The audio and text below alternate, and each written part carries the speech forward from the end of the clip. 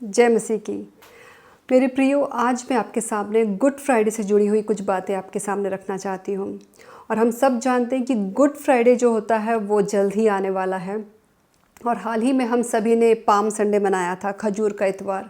तो बाइबल क्या कहती है गुड फ्राइडे के बारे में, और इसमें गुड क्या है, इतना अच्छा क्या है इस गुड फ्राइडे में। खास करके आज हम जानेंगे कि जो यीशु मसीह सूली पे जब चढ़ाया गया, यीशु ने उस क्रूस से जो पुकारा वो क्या वचन थे, और प्रभु की यह वाणी क्या थी, इसके बारे में आज हम जानेंगे।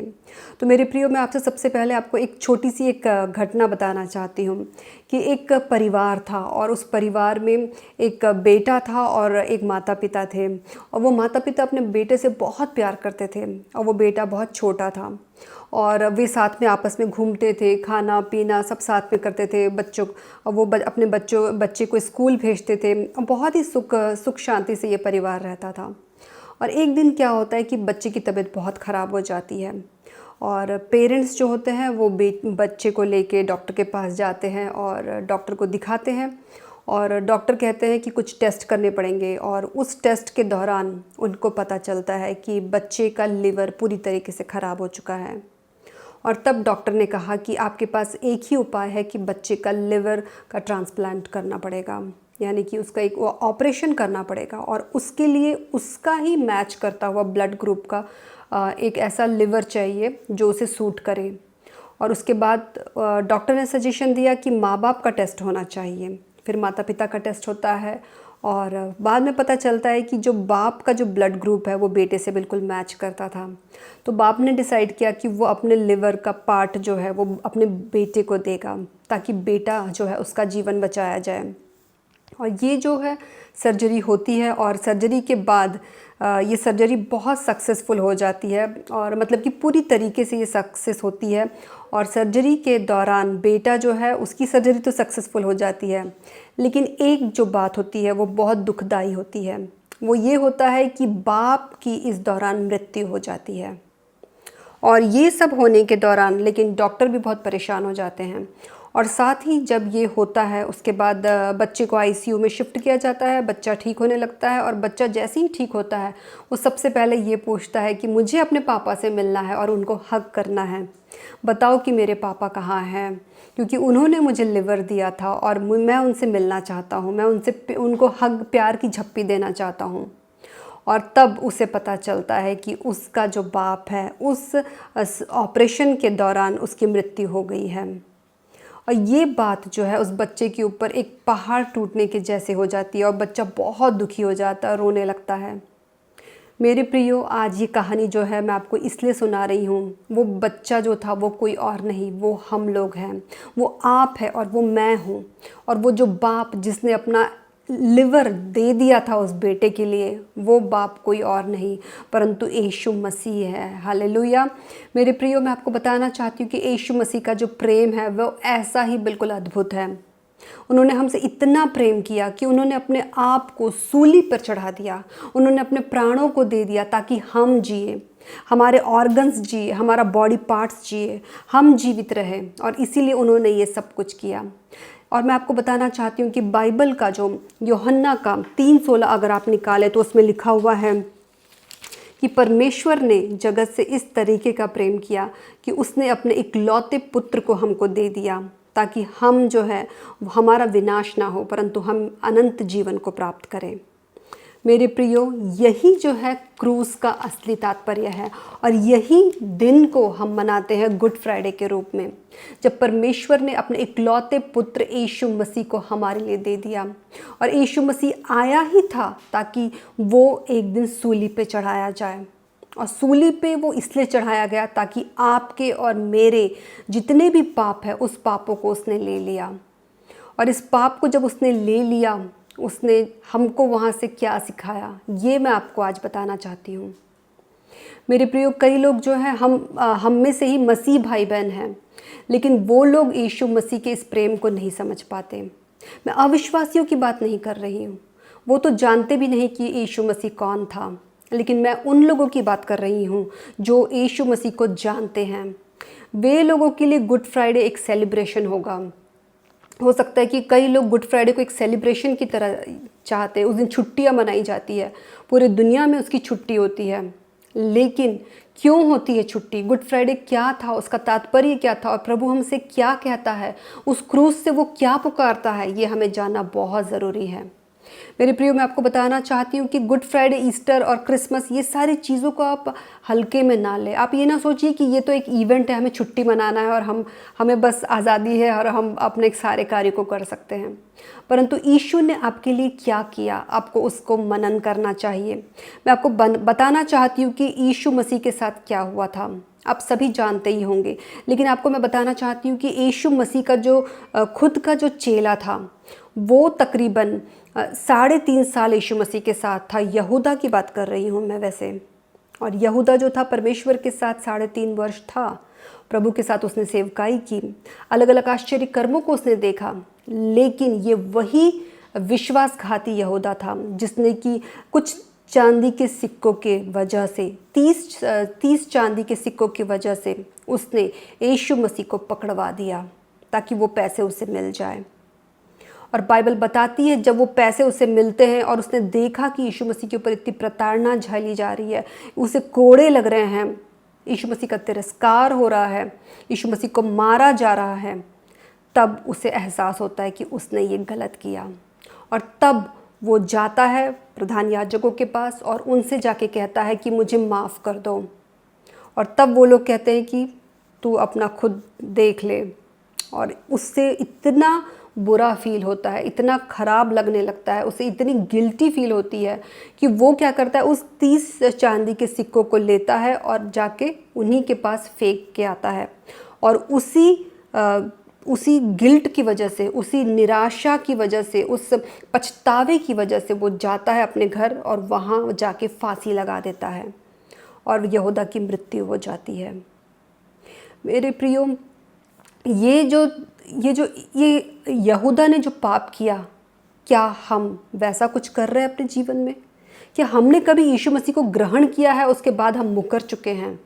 और अगर आप आज इस वीडियो को देख रहे हैं तो परमेश्वर आपसे बातचीत कर रहा है मेरे प्रियो। वो आपसे जानना चाहता है कि क्या आपने यीशु मसीह को कभी ग्रहण किया था और आप भूल चुके हैं। अब सिर्फ गुड फ्राइडे और ईस्टर जो है आप सेलिब्रेट करते हैं क्योंकि छुट्टी का दिन है, नए कपड़े खरीदते हैं, अच्छे खाने पकवान बनाते हैं, या यीशु मसीह के सैक्रिफाइस को, जो बलिदान यीशु मसीह ने हमारे लिए दिया है, उसको आप याद करते हैं? और अगर आप याद करते हैं तो मैं आपको चंद चीज़ें और बताना चाहूँगी कि यीशु मसीह ने उस सूली पे क्या किया, वो जाते जाते हमें क्या सिखा गया, मैं आपको बताना चाहूँगी मेरे प्रियो। तो आइए हम पढ़ेंगे मत्ती का ये अध्याय। और जहाँ पे हम मत्ती के अध्याय में हम पढ़ेंगे कि जो मत्ती और लूका और यूहन्ना, बहुत जगह पे इसका वर्णन किया गया है। अभी इस वक्त मैं आपको बताना चाहूँगी कि लूका का जो 23वां है अध्याय, उसके 32वें में वहाँ से हम पढ़ेंगे। और मैं वहाँ पे बताना चाहूँगी कि जब यीशु मसीह को सूली पे चढ़ाया गया तब क्या होता है कि यीशु मसीह के साथ और भी 2 अन्य डाकू थे, उनके दाहिने और बाहिने ओर। तब बाइबल क्या कहती है? तो लूका का 23वां वचन, आप मेरे साथ बाइबल खोलिए, उसमें हम पढ़ेंगे उसके 32वें अध्याय में, जहाँ पे लिखा हुआ है कि वे अन्य 2 मनुष्यों को भी जो कुकर्मी थे उसके साथ घात करने को ले चले। और जब वे उस जगह जिसे खोपड़ी कहते हैं वहाँ पहुँचे तो उन्होंने वहाँ उन कुकर्मियों को भी, जो एक दाहिने और दूसरे को बाईं ओर क्रूस पर चढ़ाया। और तब यीशु ने कहा, हे पिता, इन्हें क्षमा कर, क्योंकि ये नहीं जानते कि ये क्या कर रहे हैं। मेरे प्रियो, आज आपको मैं बताना चाहती हूँ कि यीशु मसीह ने सूली पे जब वो चढ़ाया गया तब उसने क्या क्या वचन बोले। वो जाते जाते भी सूली पे जब वो चढ़ाया गया तब उसने कहा कि हे पिता, इन्हें क्षमा करो, ये नहीं जानते कि ये क्या कर रहे हैं। यीशु मसीह हमारे बारे में इतना चिंतित है। हम सभी लोग, खास करके उस वक्त जो यीशु मसीह को सूली पर चढ़ा रहे थे, उनके बारे में यीशु कहता है कि इन्हें क्षमा करो, ये नहीं जानते कि ये क्या कर रहे हैं। मैं आपको बताना चाहती हूँ कि मेरे प्रियो, यीशु मसीह यहाँ पे संदेश दे रहा है कि जो उनके साथ जिन्होंने बुरा किया, प्रभु कहता है उन्हें भी तुम क्षमा कर दो। बहुत मुश्किल है किसी को क्षमा करना, खास करके उन लोगों को जिसने हमारे साथ इतना बुरा किया हो। आप इमेजिन कीजिए, जब यीशु मसीह को सूली पे चढ़ाया गया, उसके पहले सिर्फ ले जाके उनको सूली पे नहीं चढ़ाया गया, उनके साथ बहुत बुरा सलूक किया गया, उन्हें कोड़े मारे गए, उनके ऊपर थूका गया। इमेजिन कीजिए अगर आपके और मेरे साथ ऐसा होता तो क्या हम बर्दाश्त कर पाते, या हमारे परिवार के साथ किसी के साथ होता तो क्या हम बर्दाश्त कर पाते। और मेरे प्रियो, आपको बताना चाहती हूँ कि इतना ही नहीं, उसके कपड़े फाड़े गए, यीशु मसीह के कपड़े फाड़े गए, उसे नंगा किया गया, उसे लाल कलर का बागा पहनाया गया और उसके सिर के ऊपर कांटों का एक मुकुट रखा गया जिसमें कि कांटे लगे थे। उसके हाथों में, उसके हथेली में, दोनों हथेली में उसे यहाँ पे जो है कील ठोकी गई, उसके पैरों में कील ठोकी गई। ये तीनों कील उसके शरीर में ठोकी गई ताकि वो सारा वचन पूरा हो कि वो आया था बलिदान देने के लिए। हालेलुया। जो यशायाह की पुस्तक में लिखा गया है यीशु मसीह के बारे में कि वो आएगा और बलिदान देगा हमारे पापों के लिए, हमारी श्रापों के लिए उसने अपने आप को दे दिया। और वो कहता है, और उस क्रूस के ऊपर से वो कहता है कि इन्हें क्षमा कर दो, ये नहीं जानते कि ये क्या कर रहे हैं। यीशु मसीह मरते मरते भी उन सब के लिए क्षमा मांग रहा था जिन्होंने उसे सूली पे चढ़ाया, और वो चाहता है कि हम भी वैसा ही करें।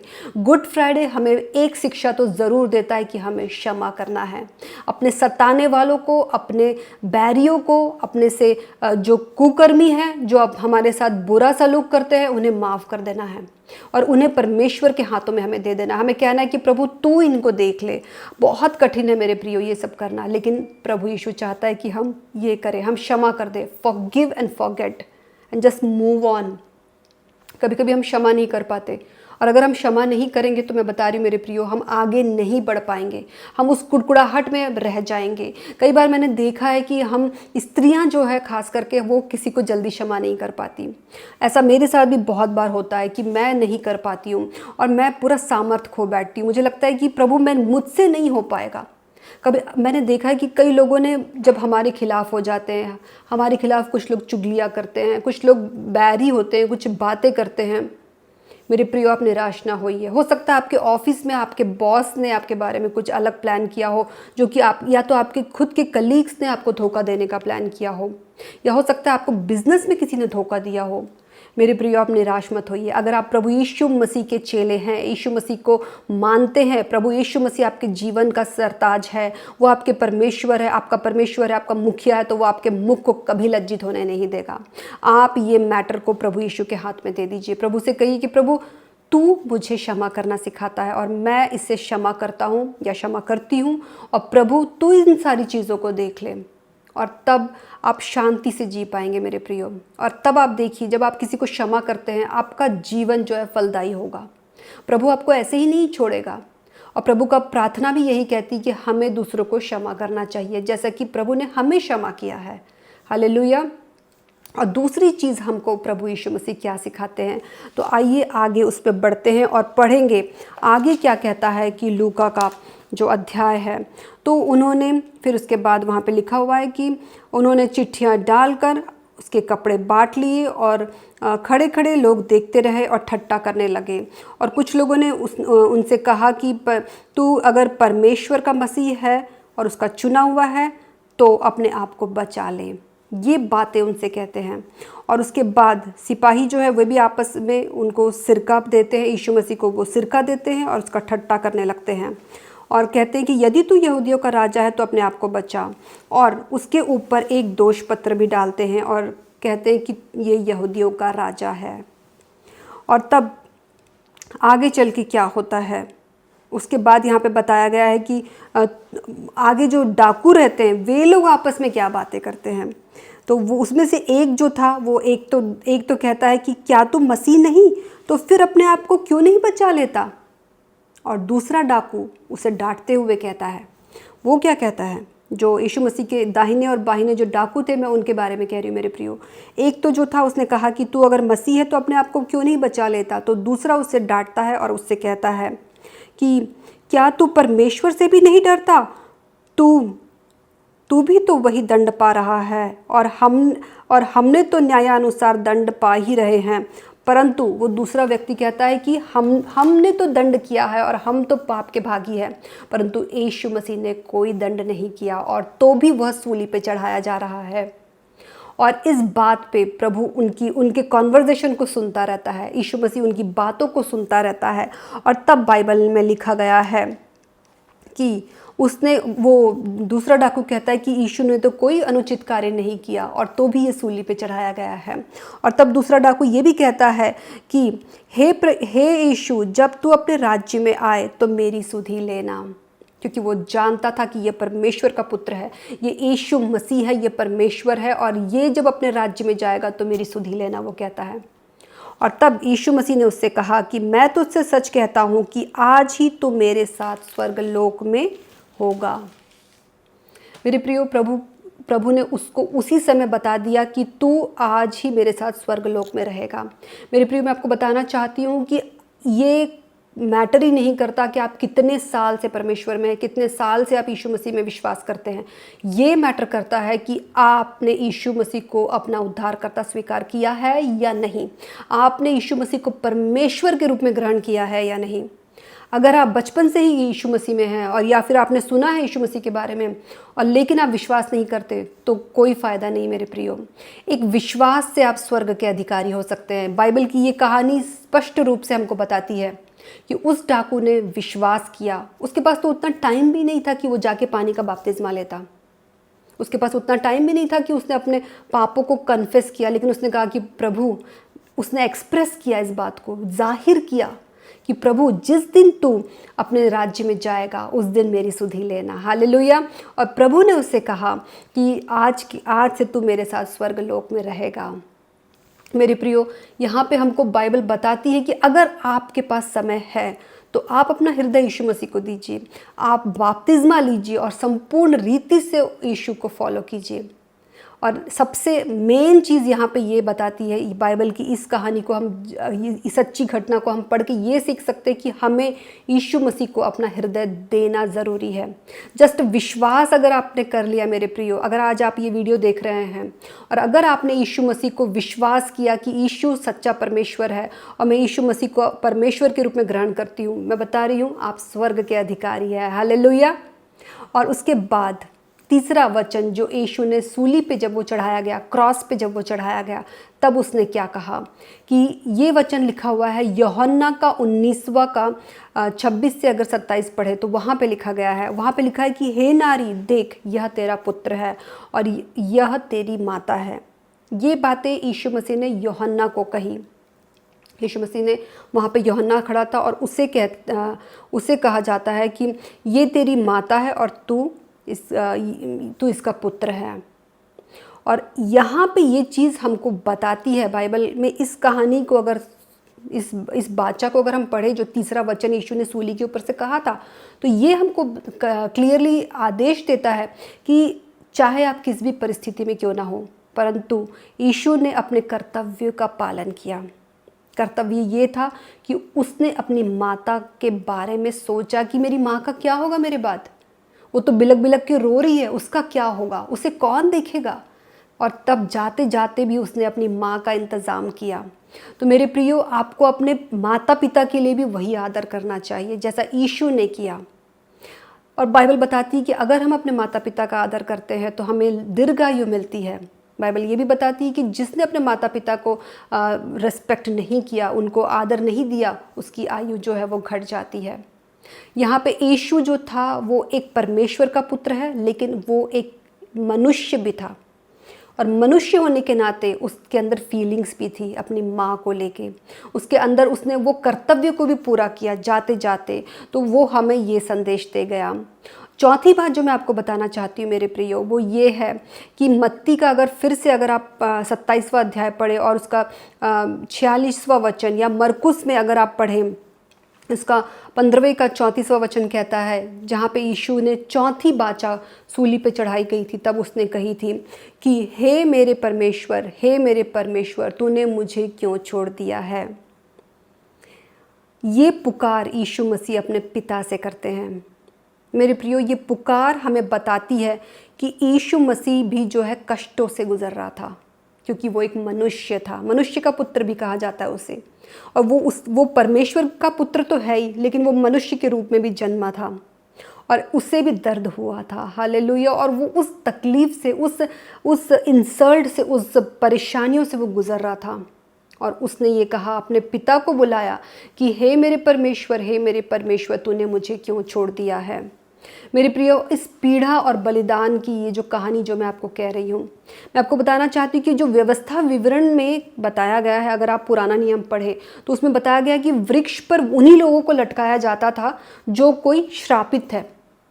उस ज़माने में, पुराने नियम में अगर हम पढ़े तो उस ज़माने में उन्हीं लोगों को वृक्ष पर लटकाया जाता था, ट्री में, जो जैसा कि हम जानते कि यीशु मसीह को क्रॉस पे लटकाया गया, तो वहाँ पे उन्हीं लोगों को लटकाया जाता था जो लोग श्रापित हैं। और यीशु मसीह ने हमारे सारे श्राप, सारे पापों को, सारे जो हमारे जो कर्स, जिसे हम इंग्लिश में कहते हैं कर्स, को ले लिया, सारे दुख को ले लिया, सारे पेन को ले लिया। और वो सब कुछ, वो सारा श्राप उसने सूली पे ले लिया, वृक्ष पे लेके चला गया। और उसने वहाँ से परमेश्वर को पुकारा कि मुझे बचा ले। मतलब बचा ले उसने नहीं किया, उसने ये पूछा कि तूने मुझे क्यों छोड़ दिया। उस तकलीफ़ को, वो वेदना यहाँ पे बताती है कि यीशु मसीह जो था वो मनुष्य का पुत्र था, उसे भी दर्द हुआ। तो मेरे प्रियो, यहाँ पे ये हम जान सकते कि यीशु मसीह को भी दर्द हुआ था। मतलब वो एक ऐसा परमेश्वर है जो आपके दर्द को, मेरे दर्द को, हमारे दर्द को समझ सकता है। अगर आप जब अपनी तकलीफ़ में अगर यीशु मसीह को कभी पुकारते कि क्या प्रभु तू मुझे बचा, क्या तुझे मेरी पीड़ा नहीं दिखाई देती। कई बार हमारे साथ ऐसा होता है कि हम प्रभु से कहते हैं कि मैं इतने दिनों से परेशानी में हूँ, क्या तुझे मेरी पीड़ा नहीं दिखाई देती। उसे दिखाई देती है, क्योंकि वो खुद मनुष्य था, उसने सहा है वो सारे दर्द को। यहाँ तक कि उसने अपने आप के ऊपर सारे श्राप ले लिए, सारे दर्द ले लिए। अब कोई दर्द नहीं मेरे प्रियो। अगर आप विश्वास करते हैं तो आप मानिए कि यीशु मसीह ने आपके पाप, आपके श्राप, आपका बीमारियाँ, जितना सब कुछ था, सब कुछ उसने सूली पे ले लिया है। तो अब आपको कुछ करने की ज़रूरत, आपको इतना परेशान नहीं होना है। आपको दवाइयाँ लेनी है बीमारी में, लेकिन आपको ये नहीं सोचना कि मेरे ऊपर श्राप आ गया है। कई लोग ये कहते हैं कि हमारे ऊपर जनरेशनल कर्स है, मतलब पारिवारिक श्राप है। अगर ऐसा कुछ है तो मैं इसी वक्त उसे यीशु मसीह नासरी के नाम से मैं कैंसिल करती हूँ। और मैं आपको सिखाती हूँ मेरे प्रियो कि अगर आपके जीवन में ऐसा कोई श्राप है, कोई आपको लगता है कि हमें बुरी नज़र लग गई है, हमें बीमारी आ गई है, हमारे घर में सभी को बीमारियाँ हो रही है, तो मैं बता रही हूँ, आप यीशु मसीह के नाम से आज्ञा दीजिए उस बीमारी को। आप यीशु मसीह के नाम से हर एक पीड़ा को, हर एक श्राप को आज्ञा दीजिए कि वो चला जाए यीशु के नाम से। हालेलुया। और आप देखेंगे अपने जीवन में एक अद्भुत कार्य को, क्योंकि आपने यीशु मसीह को अगर अपना उद्धारकर्ता स्वीकार किया है, यीशु मसीह को परमेश्वर के रूप में ग्रहण किया है, और यीशु मसीह जो है सूली पे चढ़ाया गया था आपके और मेरे पापों के लिए, हमारी बीमारियों को, श्राप को, जब सब कुछ ले लिया है तो कुछ भी नहीं बचा मेरे प्रियो। अब विश्वास बचा हुआ है, और विश्वास ये कहता है कि अगर तू विश्वास करेगी, अगर तू विश्वास करेगा तो तू परमेश्वर की महिमा को देखेगा। हालेलुया। और आगे मैं आपको ये भी बताना चाहती हूँ मेरे प्रियो कि 5वां वचन जो यीशु मसीह ने सूली के ऊपर से कहा था, वो ये कहा था कि मैं प्यासा हूँ। आप अगर यूहन्ना की पत्री निकालें तो उसमें लिखा हुआ है कि 19वां का 28 में लिखा हुआ है कि मैं प्यासा हूँ। यहाँ पे यीशु मसीह फिर से एक बार और हम जान सकते कि वो मानव था, और उसने वहाँ पे बताया कि वो भी प्यासा हुआ उस वक्त। उसने भी वो इतनी तकलीफ़ से जो गुज़र रहा था। मैंने ये भी सुना है कि जब कई लोग बहुत तकलीफ़ से गुज़रते, शारीरिक कष्ट से, तो उनका जो पसीना जो निकलता है वो खून के रूप में गिरता है। और ऐसा यीशु मसीह के साथ हुआ। और ऐसा कहा जाता है कि जब कई लोग बीमार होते हैं, बहुत परेशान होते हैं, उनका जो चेहरा होता है, उनकी जो बॉडी होती है, शरीर जो होता है, वो कमज़ोर पड़ जाता है, वो लोग बीमार हो जाते हैं। लेकिन ऐसा कहा जाता है कि यीशु मसीह जब सूली पे चढ़ाया गया था, उसका जो चेहरा था उस पर बहुत तेज था, उस पर वो ग्लोरी था। हालेलुया। क्योंकि वो परमेश्वर का पुत्र था, वो मानव तो था लेकिन वो साथ में परमेश्वर भी था। और उसने कहा कि मैं प्यासा हूँ, और यह दिखाता है कि वह कितनी पीड़ा से गुजरा था मेरे प्रियो। तो गुड फ्राइडे को जब आप एक सेलिब्रेशन के रूप में आप जब बिताते हो तो ये भी याद रखिए कि वो इतनी तकलीफ़ से गुज़रा था और हमें क्या करना चाहिए मैं ये ज़रूर बताऊंगी आपको। लेकिन मैं पहले ये बताऊंगी कि वो और 2 और ऐसे कौन से शब्द थे जो यीशु मसीह ने सूली के ऊपर से कहे थे। वो ये था, 6वां वचन उसने कहा था कि पूरा हुआ।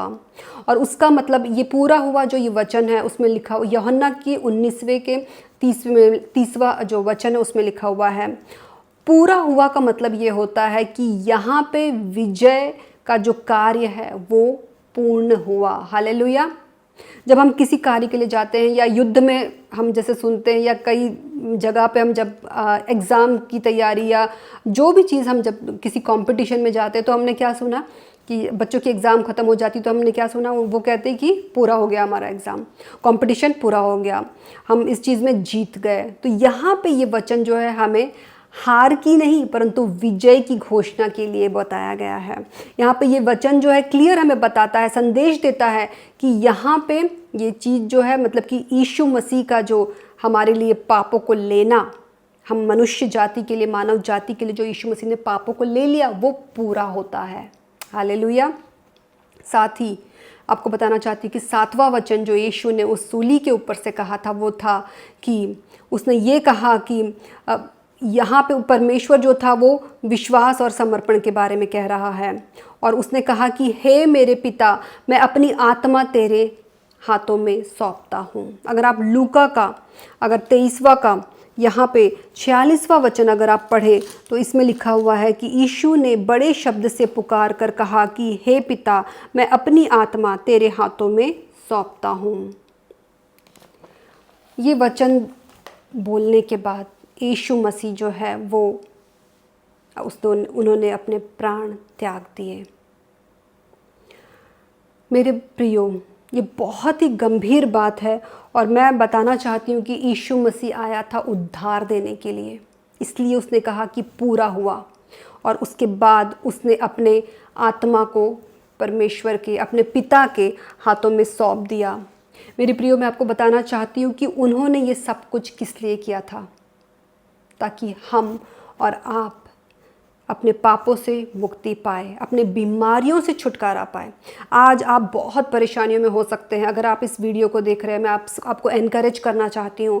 हो सकता है कि आप किसी फाइनेंशियल डिफ़िकल्टीज से गुजर रहे होंगे और आपको लग रहा होगा कि परमेश्वर को क्या मेरी तकलीफ़ दिखाई नहीं पड़ती।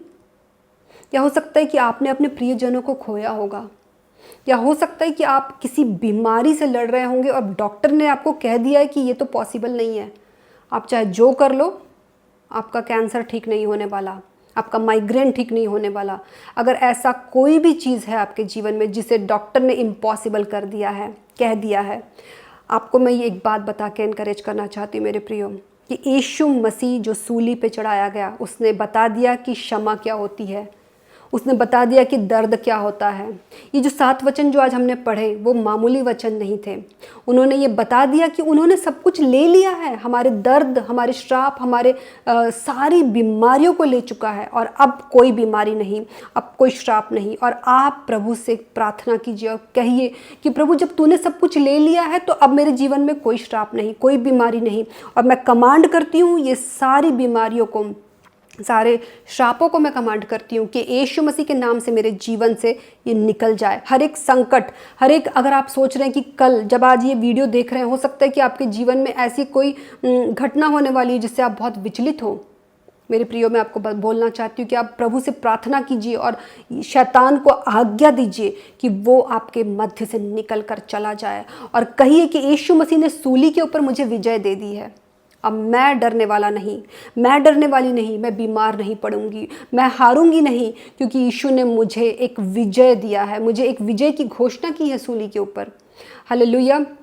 मैं एक और चीज़ आपको बोलना चाहती हूँ मेरे प्रियो, कुछ लोग जो है वो यीशु मसीह के पास आते हैं चंगाई के लिए, विजय प्राप्त करने के लिए, अपने लाइफ में उन्नति करने के लिए, जॉब्स के लिए, और उसके बाद जब वो सब कुछ उन्हें मिल जाता है वो यीशु मसीह को भूल जाते हैं, यीशु मसीह को छोड़ देते हैं। और ऐसा नहीं, मैंने बहुत बार देखा है।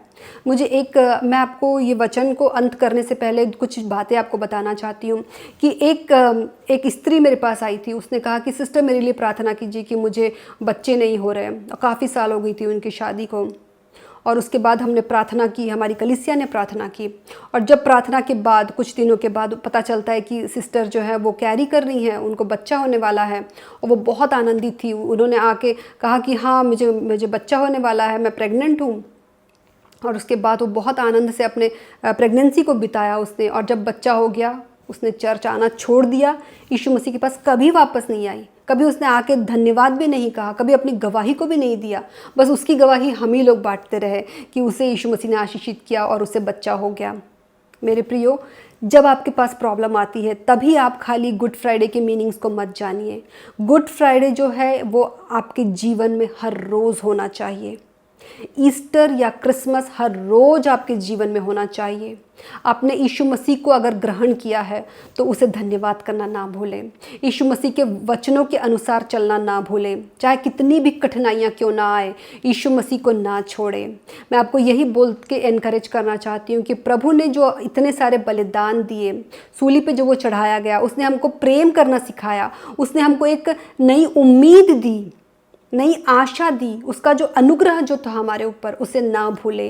और जब ये गुड फ्राइडे आता है उसको स्मरण कीजिए, उसे याद कीजिए। उसने जो सूली पे अपने लहू को बहाया है, अपने कोड़े खाए हैं, जो उसने अपने शरीर को दे दिया है, उसे मनन कीजिए और प्रभु का धन्यवाद कीजिए। और प्रभु से कहिए कि प्रभु मुझे क्षमा कर अगर मैंने कोई भूल की है तो, और मेरे जीवन में अद्भुत कार्य करें। और मैं आपको ये भी बोलना चाहती हूँ मेरे प्रियो, अगर आप पहली बार इस वीडियो को देख रहे हैं और अगर आपने पहली बार यीशु मसीह के वचनों को सुना है तो मैं आपके लिए एक छोटी सी प्रार्थना करना चाहती हूँ। और मैं चाहती हूँ कि क्यों ना आप भी अपनी आँखों को बंद करें। हर एक वो व्यक्ति जो यहाँ पे इस वीडियो को देख रहा है, मैं चाहती हूँ आप अपनी आँखों को बंद करें और आइए हम एक छोटी सी प्रार्थना करें। प्रभु प्यारे पिता परमेश्वर, हम आपका बहुत बहुत धन्यवाद करते हैं कि आप अद्भुत युक्ति करने वाले परमेश्वर है प्रभु जी। प्रभु हम धन्यवाद करते हैं कि पिता ने अपने इकलौते पुत्र को हमारे लिए दे दिया, हमारे लिए, ताकि हम अनंत जीवन को प्राप्त करें। हमारे पापों के लिए, हमारे श्रापों के लिए, हमारी क्षमा के लिए, हमारी बीमारियों के लिए सब कुछ तूने ले लिया यीशु मसीह। तू सूली पे चढ़ाया गया, तू मारा गया, तूने कोड़े खाए, तूने कांटों का मुकुट पहना, तूने अपने हाथों पे वो कील का दर्द सहा, तूने वो पीड़त सही है प्रभु, ताकि हम छुटकारा पाए, ताकि हम अपने जीवन में आशीषित हो, ताकि हम बीमारियों से बचे, ताकि हम श्रापों से बचे। हम इसके लिए धन्यवाद करते हैं और प्रार्थना करते हैं कि प्रभु जी, अगर हमसे जो भी कुछ पाप हुआ है उसे हमें क्षमा कर दीजिए। और हम प्रार्थना करते हैं कि हम भी आपकी तरह, जैसा आपने उन सभी को क्षमा किया, उसी तरीके से प्रभु जी हम भी दूसरों को क्षमा करें। प्रभु जी, जैसा प्रेम आपने दूसरों से किया है, हम भी वैसा प्रेम कर सकें। हमारी मदद कीजिए प्रभु। हम प्रार्थना करते हैं कि हम आपके इस बलिदान को कभी ना भूलें और आपके दूसरे आगमन तक हमेशा हमेशा याद रखें। और हम प्रार्थना करते हैं इस वक्त उन लोगों के लिए जो इस यीशु मसीह के वचन को पहली बार सुन रहे हैं। हम प्रार्थना करते हैं यीशु मसीह के नाम से उनके जीवन में अद्भुत कार्यों को वो देखने वाले होने पाए। यीशु मसीह आपके सूली पे चढ़ाए जाने की वजह से वे अपने जीवन में छुटकारे को देख पाए, शांति को देख पाए, उन्नति को देख पाए, बीमारियां उनके जीवन से चली जाए। इस वीडियो को जो भी देख रहा है प्रभु जी, हम प्रार्थना करते हैं अगर उनके जीवन में कोई बीमारी है या अंधकार से वो गुजर रहे हैं, उसे हम कैंसल करते हैं यीशु मसीह नासरी के नाम से। और मैं प्रार्थना करती हूँ कि हम सभी के जीवन में प्रभु आपका अनुग्रह बना रहे। जो पहली बार इस वीडियो को देख रहे हैं प्रभु जी, उनके जीवन में यीशु का आगमन होने पाए और वो अद्भुत रीति से यीशु के नाम से बचाए जाए और अद्भुत कार्य उनके जीवन में हो। धन्यवाद करते हैं पिता, हमारी प्रार्थना को सुनने के लिए प्रभु हम धन्यवाद करते हैं। सारी महिमा आदर आपको देते हैं और ये प्रार्थना विनती यीशु मसीह आपके पवित्र सामर्थी नाम से मांगते हैं। सुनिए और ग्रहण कीजिए पिता। आमेन आमेन। God bless you everyone. Thank you. और प्रभु आपको बहुत ताय से आशीषित करे। जय मसीह की।